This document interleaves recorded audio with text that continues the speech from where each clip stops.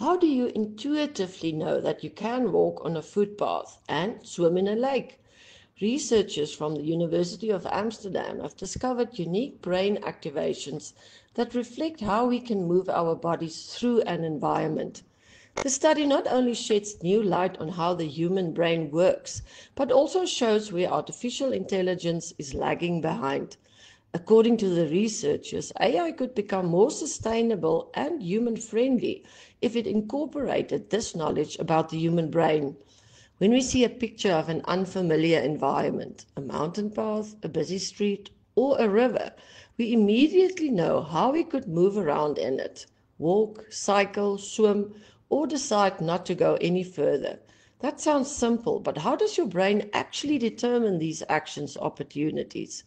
PhD student Clemens Bartnik and a team of co-authors show how we make estimates of possible actions thanks to unique brain patterns. The team, led by computational neuroscientist Iris Groen, also compared this human ability with a large number of AI models, including ChatGPT. AI models turned out to be less good at this and still have a lot to learn from the efficient human brain, says Groen.